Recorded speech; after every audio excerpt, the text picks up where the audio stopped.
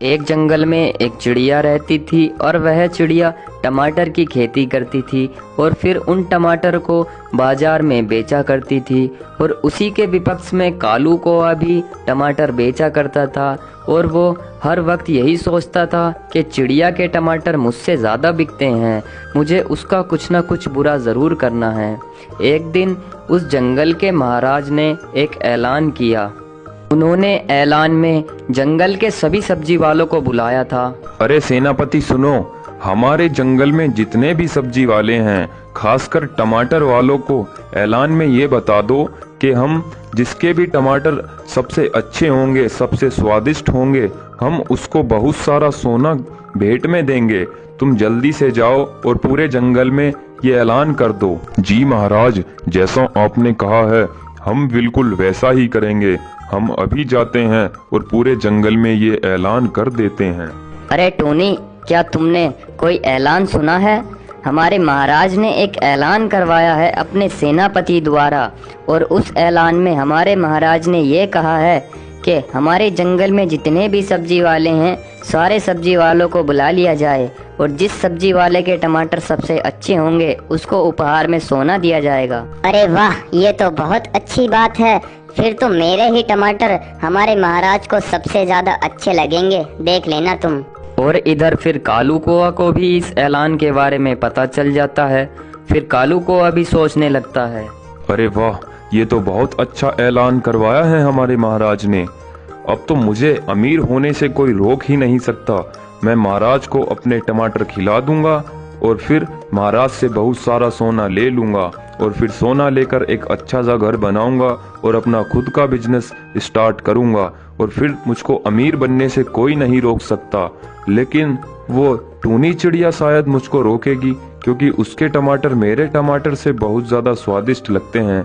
उसकी दुकान पर वैसे भी बहुत ज़्यादा भीड़ लगी रहती है और मेरी दुकान पर तो कोई टमाटर खरीदने आता ही नहीं। एक काम करता हूँ, कल सुबह जाकर टोनी की टोकरी अपनी टोकरी से बदल देता हूँ। फिर अगले दिन कौआ कहता है, अरे लगता है कि मुझे अब चलना चाहिए। अब जल्दी से जल्दी जाकर चिड़िया की टोकरी अपनी टोकरी से बदल देता हूँ, उसके स्वादिष्ट टमाटर अपने टमाटर से बदल देता हूँ और फिर महाराज के राजमहल पहुँच जाता हूँ। उसके बाद कालू कौआ उसकी टोकरी बदलने आता है, लेकिन उसको महाराज का सेनापति खिड़की से देखता है। अरे वाह, टोकरी तो मेरे सामने ही रखी हुई है। जल्दी जल्दी इस टोकरी को बदल देता हूँ और बदल कर जल्दी यहाँ से निकल जाता हूँ। अगर चिड़िया आ गई तो प्रॉब्लम खड़ी हो जाएगी। जल्दी जल्दी से बदल देता हूँ। उसके बाद कालू कौआ टोकरी बदलकर अपने घर आता है और बड़ा ही खुश हो जाता है और फिर घर आकर कहता है, अरे वाह, अब तो मुझे टोकरी मिल गई। अब आराम से जाऊंगा महाराज के राजमहल में और बड़े ही प्यार से महाराज को टमाटर खिलाऊंगा। महाराज फिर मुझसे खुश हो जाएंगे और मुझको बहुत सारा सोना भेंट में दे देंगे। उसके बाद बेचारी टोनी चिड़िया वापस अपने घर आती है और घर आकर कहती है, अरे मुझे लगता है कि अब मुझे महाराज के राजमहल में चलना चाहिए, क्योंकि सभी सब्जी वाले वहां पहुंच चुके होंगे। कहीं मैं लेट ना हो जाऊं। अगर मैं लेट हो गई तो महाराज गुस्सा हो जाएंगे, फिर मुझे वैसे ही प्रतियोगिता में भाग नहीं लेने देंगे। इससे अच्छा मैं पहले ही चली जाती हूं महाराज के राजमहल में और महाराज खुश हो जाएंगे मुझे देखकर।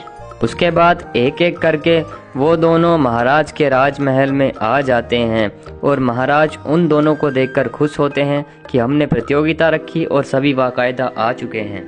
अरे आओ भाई आओ, आ गए तुम, बहुत अच्छा किया। लेकिन अपनी अपनी टोकरियां कहाँ छोड़ आए? महाराज, टोकरियां तो हमने बाहर रख दी जिससे कोई दिक्कत ना आए हमें। चलो ये तो छोड़ो, तुमने बहुत अच्छा किया कि तुम टोकरियां अपनी बाहर रख के आ गए। लेकिन हमने कुछ सोचा है। हमने यह सोचा है कि आज का विजेता हम टोनी चिड़िया को बना देते हैं, क्योंकि उसकी दुकान पर वैसे भी बहुत ज्यादा भीड़ लगी रहती है। इस वजह से हमने सोचा है कि टोनी के टमाटर ही सबसे ज्यादा स्वादिष्ट होंगे। अरे नहीं नहीं महाराज, ये कैसे हो सकता है? मैंने तो इस प्रतियोगिता के लिए बहुत कुछ सोचा था और बहुत मेहनत की थी मैंने इस प्रतियोगिता के लिए। अरे हाँ भाई, हमको पता है कि तुमने कितनी मेहनत की थी इस प्रतियोगिता के लिए और कितना कुछ सोचा था इस प्रतियोगिता के लिए। लेकिन तुमने जो काम किया है उस काम को करते हुए हमारे सेनापति ने तुमको देख लिया। अब तुम ज्यादा चतुराई मत दिखाओ हमारे सामने। क्योंकि तुमने टूनी चिड़िया की टोकरी अपनी टोकरी से बदल दी थी और तुम कह रहे हो कि हमने मेहनत की है। तुमने तो इतना गिरा हुआ काम किया है कि तुम इस प्रतियोगिता में भाग लेने के लायक भी नहीं हो। हमें तुम पर बहुत क्रोध आ रहा है। इससे पहले कि तो हम तुम्हें कुछ कहें, तुम यहाँ से निकल जाओ। उसके बाद कालू कौआ राजा के राजमहल से नीची नजरें कर कर निकल जाता है। अरे टूनी, तुम घबराओ नहीं, हमने तुमको विजयी बनाया है क्योंकि तुम बहुत साफ दिल की हो और ये कालू कौआ बहुत ही गंदे दिल का है। अगर हाँ, कालू कौआ तुम्हें आज के बाद कुछ कहे तो तुम आकर सीधा हमसे बताना। हम इस कालू कौआ को जंगल से ही निकाल देंगे, क्योंकि ऐसे की हमारे जंगल में कोई जरूरत नहीं है। ऐसे किसी भी काम के नहीं होते। तुम अब आराम से अपने घर जाओ। फिर महाराज टोनी चिड़िया को बहुत सारा सोना दे देते हैं और चिड़िया बहुत खुश होकर अपने घर आ जाती है। अरे वाह, अब तो मेरे पास बहुत सारा सोना हो गया है। अब मैं एक काम करती हूँ, क्यों ना कल या परसों जाकर एक नया घर देख कर आती हूँ और फिर इस घर को छोड़कर अपने नए वाले घर में रहूंगी और अपना खुद का बिजनेस भी खोल लूंगी और बड़ी दुकान खोल लूंगी मैं सब्जियों की। फिर उस पर मैं कई तरह की सब्जी रखे करूंगी। एक काम करती हूँ, कालू कौआ के पास जाती हूँ, उससे मिलकर आती हूँ, क्योंकि महाराज ने उसे बहुत कुछ कह दिया है। कहीं वो गुस्से में मेरा कुछ नुकसान न कर दे, कहीं वो गुस्से में मेरे टमाटर के पेड़ ना काट दे। एक काम करती हूँ, उसे देख कर आती हूँ। और इधर कालू कौआ बहुत ज्यादा गुस्से में था और गुस्से में बहुत कुछ कह रहा था। अरे आज महाराज ने मेरी राजमहल में बहुत ज्यादा बेइज्जती की है, वो भी सिर्फ और सिर्फ उस टूनी चिड़िया की वजह से। अब तक तो पूरे जंगल में ये बात फैल चुकी होगी कि आज राजमहल में महाराज ने कालू कौआ की बहुत ज्यादा बेइज्जती करी है। लेकिन मैं करूँ तो करूँ क्या? मन तो ये कर रहा है कि अभी जाकर चिड़िया की पीठ में छुरा घोंप दूं और चिड़िया को जान से मार दूं। लेकिन मेरी समझ नहीं आ रहा कि क्या करूं। कुछ सोचना पड़ेगा। एक काम करता हूं, अभी जाकर चिड़िया के सारे टमाटर के पेड़ काट देता हूं। उसके बाद कालू कौआ कुल्हाड़ी लेकर चिड़िया के खेत में पहुंच जाता है और उसके टमाटर के सारे पेड़ काटने लगता है और बहुत ही ज्यादा गुस्से में होता है। तभी थोड़ी ही देर बाद खेत में टोनी चिड़िया आ जाती है और बहुत ज्यादा गुस्से में रहती है। अरे ये क्या कालू कौआ, तुम इतने गिरे हुए हो कि तुम अब आकर मेरे पेड़ काट रहे हो। मैं अभी जाकर महाराज से सब कुछ बता देती हूँ कि तुम मेरे पेड़ काट रहे हो और महाराज ने तुमको समझाया था। अभी जाकर मैं महाराज से बता दूंगी और फिर महाराज तुम्हें हमारे जंगल से बाहर निकाल देंगे।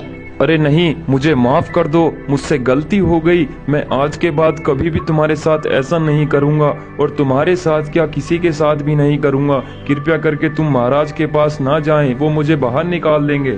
उसके बाद चिड़िया राजा के महल जाकर महाराज को सब कुछ बताती है। महाराज, आपने तो कहा था कि कालू कौआ अगर तुम्हें कुछ कहेगा तो मुझसे बता देना।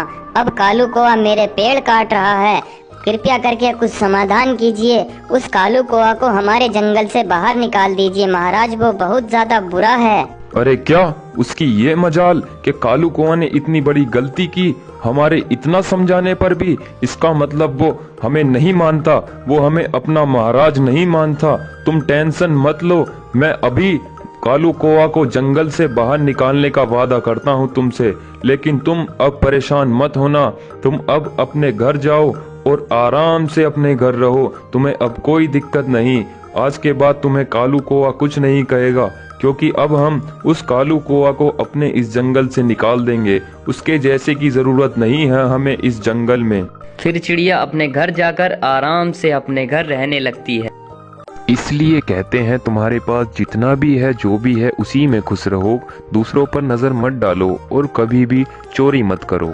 एक जंगल में एक चिड़िया और उसकी माँ रहती थी और उसकी बेटी बहुत ही ज्यादा नटखट थी और बहुत ही ज्यादा शैतान थी। अरे मम्मा, क्या आज मैं खेलने चली जाऊं? मुझे बहुत दिन हो गए हैं, मैं कहीं पर खेलने भी नहीं गई। अरे बेटा, बाहर खेलने मत जाओ। अगर तुम घर से बाहर खेलने जाओगी तो तुम घर का रास्ता भूल जाओगी, इसलिए तुम बाहर मत जाओ। और मैं बर्तन मांज कर आती हूँ, तब तक तुम यहीं रहना। और फिर चिड़िया बर्तन धुलने चली जाती है और फिर छोटी चिड़िया कहती है, अरे अब तो मम्मा भी यहाँ नहीं है। एक काम करती हूँ, अब बाहर खेल कर आती हूँ। अब मुझको कौन देखेगा, मम्मा तो बर्तन धुलने गई हैं। फिर नन्ही चिड़िया खेलती खेलती घर से बहुत दूर चली जाती है और उसको पता ही नहीं चलता। फिर वो रुककर सोचने लगती है कि अब मुझे घर चलना चाहिए। अरे मैं ये घर से कितनी दूर आ गई हूँ, अब मैं कैसे जाऊँगी घर। मम्मा आप कहाँ चली गई मम्मा? मम्मा मम्मा मम्मा मम्मा आप कहाँ चली गई मम्मा? आप सही कह रही थी कि तू बेटा खो जाएगी, तू घर से बाहर मत जा। मैंने आपकी नहीं सुनी मम्मा। मम्मा उसके बाद वो अपनी माँ को आवाज़ मारते मारते दूसरे जंगल में पहुँच जाती है और उसको एक गिद्ध देख लेता है और वो उस चिड़िया से पूछने लगता है, अरे बेटा, तुम यहाँ कैसे घूम रही हो? तुम अपनी माँ को आवाज क्यों मार रही हो? तुम इतनी परेशान क्यों हो बेटा? अरे अंकल जी, मेरी मम्मा ने मुझको मना किया था कि बेटा बाहर खेलने मत जाना, लेकिन मैं फिर भी बाहर खेलने आ गई और खेलते खेलते मैं घर से बहुत दूर आ चुकी हूँ। अब मैं अपने घर का रास्ता भूल गई, इस वजह से मैं अपनी मम्मा को आवाज मार रही हूँ। और उसको देखकर वो गिद्ध समझ जाता है कि ये तो टूनी चिड़िया की बेटी है। बेटा तुम परेशान मत हो, मैं तुमको तुम्हारे घर पहुंचाऊंगा। मैं तुम्हारी मम्मी को जानता हूँ और मैं तुमको भी जान गया हूँ कि तुम किसकी बेटी हो। मैं तुमको तुम्हारे घर पहुंचाऊंगा। और इधर उसकी माँ भी बहुत ज़्यादा परेशान हो रही थी।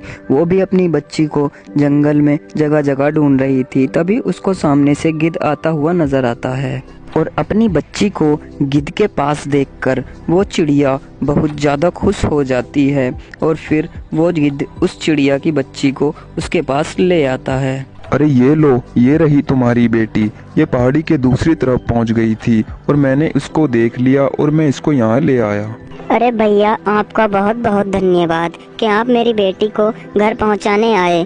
मैं तो डर ही गई थी क्योंकि ये घर से बहुत देर से गायब थी। मैंने सोचा पता नहीं कहाँ चली गई। आपका बहुत बहुत धन्यवाद, मैं आपकी सदा आभारी रहूंगी। अब मैं चलती हूँ भैया। उसके बाद चिड़िया अपनी बच्ची को लेकर आराम से घर आ जाती है।